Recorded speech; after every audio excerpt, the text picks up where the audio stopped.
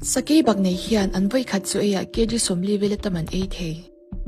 Sakeibaknei ha humri hi kilometer riat hla chang puina shat phak.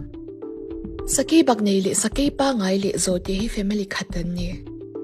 Sakeibaknei nu hian apa ain sa an pel tamzo. Sakeibaknei hian an zun mangin an ramchin an chin cha chen.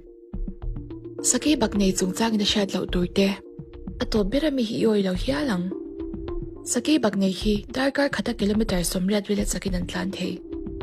India rama Sakeibaknei te hi Africa rama mi ai nan tezo. Sakeibaknei mit hi mishing mit ai na le duk veli na chazo.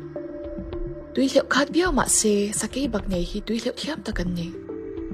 Sakeibaknei ke zungchang hi 1.5 inches vela se ni thei.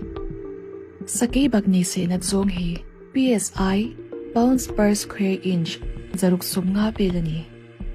An bakbuk hi 6.3 inches vela se na chang thei. Ni khata Sakeibaknei hi darkar som hi velte an buhil thei. Ram hnuaiah chuan Sakeibaknei hi kumsom atanga kumsom pali an dam china. Sahuana chuan kumsom ni vel an dam thei thung. Sakeibaknei rual hi English chuan bright ani. Voi khat bauna Sakeibaknei hi fit sum thun paruk velan zuang lip thei.